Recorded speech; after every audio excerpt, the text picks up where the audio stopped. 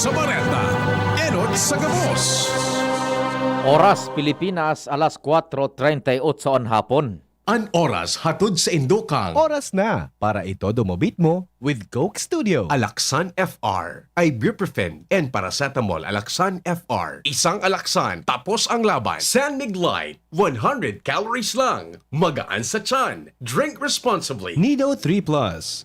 Todo Protect with Nido 3 Plus. Mas pinatodo sa nutrients and is the only milk with Lactobacillus protectus tulong respiratory defense. Choose Nido 3 Plus. United Home. Bahay ko to. Protektado ng United Home. Embassy Whiskey. Chill muna tayo. Microban GT. Para protektado ang alaga. Dapat 5 kasado. Mula sa Microban GT Disinfectant. Downy. May bango na tumatagal ng 24 hours. Laban sa amoy pawis. Hinebra San Miguel. May bagong tapang sa One Hinebra Nation. Drink responsibly.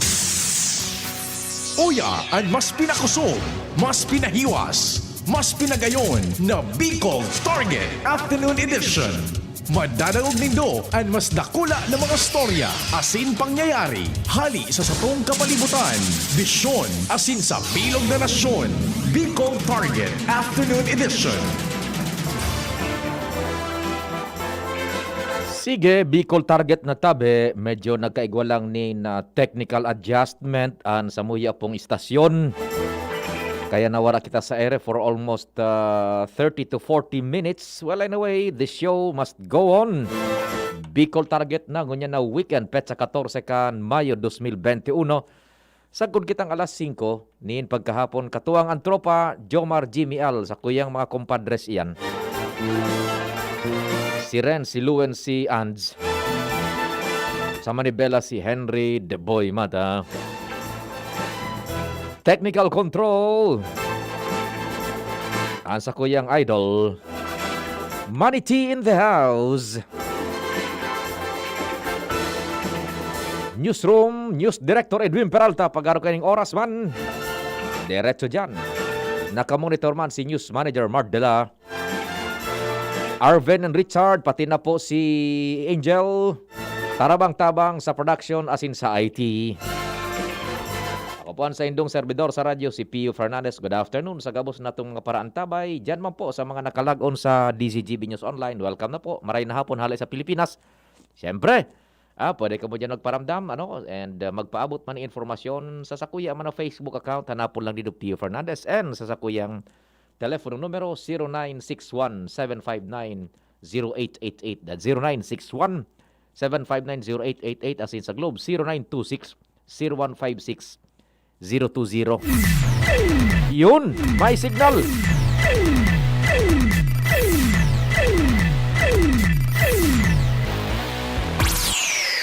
Luans, maray na hapon. Go ahead. Salamat tabi, Sir Pio. Maray na hapon. Nasina maray na hapon sa gabos ng mga barantabay sa mga dagdag pang bareta. Malulugong panin alawig sa katipisilan ang mga aki sa pagparatyaga sa mga module as in online classes pagkatapos na kumpirma ron ni Department of Education Secretary Leonor Briones na daipay ini may implementar lalo na sa Kabikulan. Ini makalihis na ipagunambitan sa DCGB News ni Briones sa pag-report kan DCGB News sa Regional Press Conference sa Siyudad Cantabaco na maski gusto na ninda ang siring na bagay, daiman giraray sinda ka ini makakadesisyon na padate-date ng implementar unlimited face-to-face learning system ta enot dapat may pagtugot kay ni si Presidente Rodrigo Duterte asin mga respetibong LGU tamas urog man daw giraray ang kaligtasan mudaan sa indang mga desisyon. Tama. Ang pagkakatakutan ni Briones na tibaad maging asymptomatic lugod ining mga aki panag-ireskwela makakuha ninhelang sa luwas asin makaulakit lugod sa laog kang pamilya na medyo vulnerable na arogan mga senior citizen na mga lolo asin lola o kaya ali naman sa pamilya nagpaeskwelahan makaulakit naman sa mga kaklase o sa mga teacher. Tama. Di ko konsiderar kan sa indang ahensya susog kay Briones, lalo na ang kagustuhan kan LGU, na kung may magpupositibo daw sa COVID sa eskwelahan, LGU man daw giraray, ana mo problema kung papaano ang disposisyon nagigibuhon kay ni. Sa iya Panginoon ipinagunambitan na mas marahay man daw giraray na suportaran ang pagbabakuna Dahilan tasaro daw ini sa naiiling niyang makakatabang tangani ng marealisar ang face-to-face classes oras na gabos ng mga taong kay puan bakunahan ay nabakunahan na kontra COVID-19. Sa iya mananggat tabi Sir Pio, dahil niya man pinagninigaran ang mga nareresebi niyang informasyon na ang mga magurang nag-aaragrangay na tabi Sir Pio. Dahilan ta ang mga aki lugad ang nag-a-answer man sa na magurang, bakuman so aki ang nag-a-answer sa module para sa na makapasar sa mga subject. Araman ni Secretary Briones an. Aram niya man tabi, Sir Pio. Yun ay mo maitsara na si Secretary Briones ay sa edad niyang iyan. Roger. Oho. Oo, sa iyang ipinagunambitan sana, magtsaga-tsaga muna asin kung ano ang dapat na, kung ano ngunyan ang pinag-i-implementar kan Department of Education, partisipara na muna. Ayun daw ini anay iling pang bagay na mas marhay, tangani ng mamantinir ang kaligtasan kan mga paratukdo asin estudyante asin day ni maging dagdag pa sa kulog kang gobyerno pag-abot kang mga panahon kung pipiriton na mag-limited face-to-face classes. Roger, tuda. Iyan tabi Sir Pio ang saro sa mga kabtang ka na nasubaybayan kan DCGB nyo sa pag-atindir nyo niya na pagkahapon sa press conference na ini na may titulong Edo Action. Ako po si Luwens Burso Barcena. Salamat para inabot.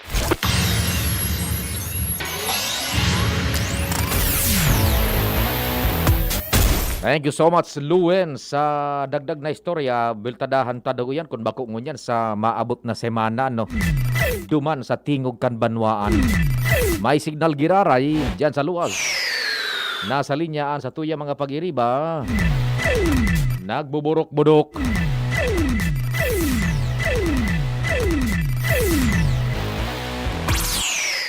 Marhay na hapon. Go ahead na. Maray na hapon, Sir Pio, maray na hapon sa mga parantabay. Sa mga dagdag man yatong bareta, aminado si Gobernador Alfrancis Bichara na kaipuhan man palang daw girarainin daw kay ikan gobyerno probinsal kan Albay na tabang kan Philippine Ports Authority o PPA sa formal na pagmanehar sa mga maabot na panahon kan Pantaw Port sa Libon, Albay. Ini ang sinabi sa DCGB News ni Bichara matapos na inisyalmente ng magtao ni na pagtugot na PPA sa gobyerno provincial kan Albay na isindanaan mag-operate kaini asin magmanehar kan nasa ambitan ng port kung saan na formal na turnover gigibuhon sa July 1, 2021. Sinabi ni Bichara na dakulan pasalamat niya kay PPA General Manager Jay Santiago na sa ngunyan may gawa ng plano na formal nang i-turnover ng guard sa maabot na Hulyo na port dyan sa Pantao dahil sa haloy man na natenga na proyekto dyan na haros din na pakinabangan ng tultol asin nagtaon din ng promisa na in kaso man na makaputa na talaga inikan gobyerno provincial kan Albay makargaman sindan ng pondo para mas mapakahay ini asin na mapakinabangan kan mga albayano lalo pa na naiiling ni Bichara na ini daw na posibleng makatabang man sa pag-boost kan ekonomiya sa bilog na probinsya kan Albay. Inian kabtang kan pahayag ni Gobernador Bichara. Go ahead. Gobyerno, actually, parang white elephant. So, sabi ko sa mga board members, notify request na namin kami na mag-ooperate sa Pantaw Port. Ginawa namin yung responsibility na, sige, kami na papatakbo nito. Pero kailangan namin yung supervision ng Philippine Ports Authority. Sinabi naman ni PPA General Manager Jay Santiago na matabang man girarisinda sa gobyernong provincial kan Albay na magmanehar ka na sambitan ng bagay alagad ang may full responsibility na kaini iyon ang gobyerno provincial oras na formal na ining maitin over sa nasambitan ng petsa. Gustong sabihon, render kwenta na so Pierre sa Albay. Yes, sabi Sir Pio. Oh, first time ko makadangog na ang LGU ma-operate nin Pierre, ha? Yes. Pwede palan iyan. Oo, tabi Sir Pio. And actually, ikinugwa man ni Gobernador Bichara ta ini man nga ni maski sa na nakataram na first time man ini mangyari dito sa probinsya kan Albay. Kaya maugma siya na nagtugot man ang PPA pero naghagad man gara ini na tabang na syempre kaipuan man dan guidance kang mga may talagang may otoridad sa bagay na ini. Iyo ta gulpi ang technicalities kayan sa pagmanehar kan pantalan kam Pierre. Yes, Sir Pio. Sige niya. So, mga estibador dyan, si Sayan ma-provide, Yes, Oh. siguro Sir Pio sa mga maabot na aldaw pagpaplanuhan man iyan ninda oras na magrani naman ining petsa kapag turnover. Yes, sige, pati so collection of fees kung paano isay ang gagamito na basehan. So ipinag-implementar kan PPA o sa mga fees na ipig-implementar kan provincial government. Yes, oo Sir Pio. Oho, igayan dapat na mga plansaon, sige. So yan tayo Sir Pio, in kaso man na mag-igwa na ni na plansadong plano, o kaya desisyon may kinaraman dyan, baka lamang makaulit tagararay si Gobernador, may kinaraman sa sharing na bagay. Yeah. Roger. Yan tayo Sir Pio, mga dugang pang impormasyon, hali sa lawas, Ans Galero, DCGP. Salamat, Ans.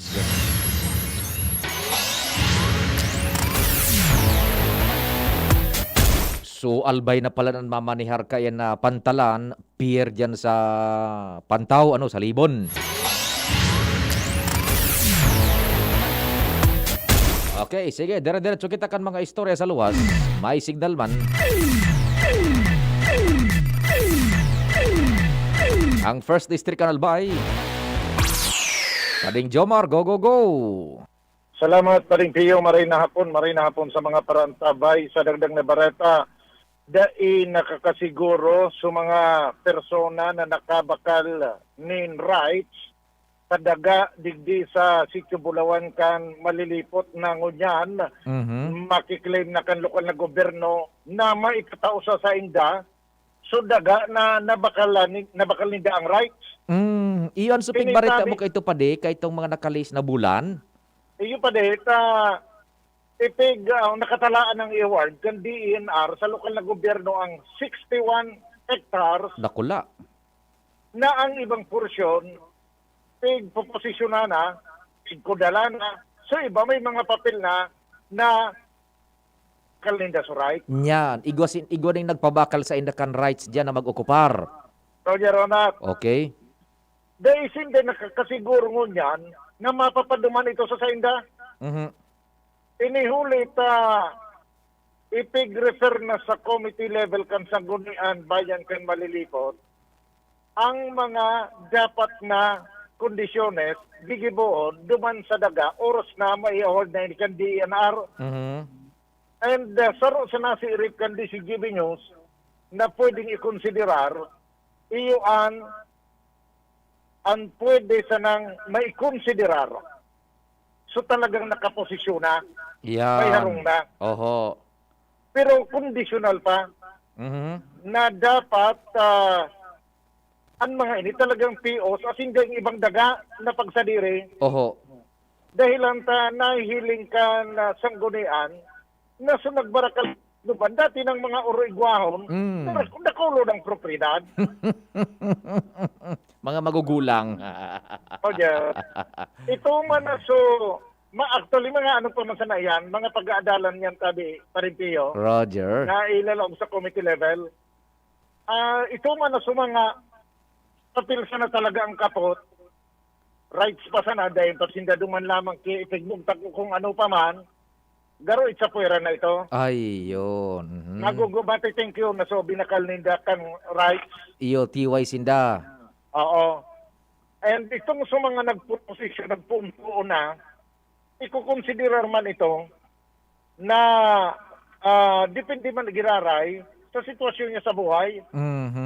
Kung origwahon man sana, aday na, donasyon niya na sana binakalan niya kang rights sa kwarta. Ini ang nahihiling niya to, o nasisirip, duman sa ipinagrekomendar na ilaog sa committee level para pagadalan na magiging sitwasyon kaining daga na nakatalaan ng award sa malilipot na nakatalaan man naggibuhon Oho. na eco zone basado sa mga site development plan na pinagbibilog kan lokal na gobyerno kan malilipot. Bata dakol ng okupantes dyan, kumpadring Jomar.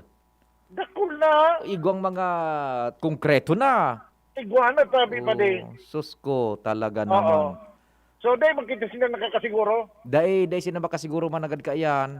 Oo, depende nga ni sa ang saro. Actually, dahil pa man ini final, saro ini sa pag-adala na aadalan ang sitwasyon sa buhay kung urigwahong ka man sana, Yan. tapos igwa kang sa diring propriedad. Oho. So, kan sabi mo pa, di ba ka, so iba, nag-provisor sa ng communal rights, buminarakal. Oo. Pero ang property, pahing gusto na, wala ka na dyan. It's up. Kung ano na ka nakasabay. Kung in kaso, kung ito nga ni delikadong day na makasabay, mas lalo nang day makakasabay, so ang kapot sa na papel, day Yeah. man nakaposisyon talaga. Piece of paper. Oo. Mhm. Day man nakaposisyon pa, ayan, delikado na yan. Sa dakulaw ng porsyento na tiway na ito. Kaya mas maray yan na igo kang porsyon baga duma sa pag-adala na kan sa gunian sa committee level na so mga maokupar pa sa nangon niya tatibad may mag-okupar na tatanganin nga makadali kita bako. Day na ito. Day na ito. Naka-survey na duman. Iyo, oho. Nahiling na sumangat nakatugdok na rong. Mhm. Nahiling na so gabos ka. Mismong regional director kang DNR, buminisita na. Ayan, iyo na. Iniling na duman. Iyo, dakulao Kaya yan so ngaya, nagidali na matugdok. Dahil naman ito. Daay na. Uy, kung kaning makadali kita, matugdog kita, daay pwede. Dahil na, itong so pwedeng matatada dyan, so maikukonsiderar ngaya, halimbawa, Mhm. na maka-arugin iyon maging dalagan, na mapili sa na duman sa mga talagang qualified, sabi sasabi, Mhm. bako man ito libre. Iyo. Aha. Ito pabakal pa sa inda, papabayadan pa sa inda, kalukol ng gobyerno, so daga. Yes. Opo. Yan pa rin mga bareta, Jomar Bien, DCGB. Salamat kumpadreng Jomar. Istoryang daga dyan ano, sa Malilipot ha. Nakula yan, 61 hectares po na dapat na ariglaron dyan kan lokal na gobyerno. O paano lamang man eh? Anong dapat kong gibuho na? Sabi ni Manny, lumayas ka na. Sa pangarang kabilog na tropa, ang news team, pati naman ang mga pag-iriba sa laog, si Manang kapartner ko niyan, News Director Edwin, News Manager Mar, si Angel, si Arvin Buda, si Richard, ang Megaforce, Jomar, Jimmy, Al, Ans, Luens, Renz, Manibela, Henry Boy Mata. Kami po naglalaom na sa laog naman sa Sarong Simana na serbihan mi kamo sa abot kan sa muyang makakaya. Till next week po, Bicol Target. Salamat kan sa inyong pag-antabay, amang Diyos ang magwantay.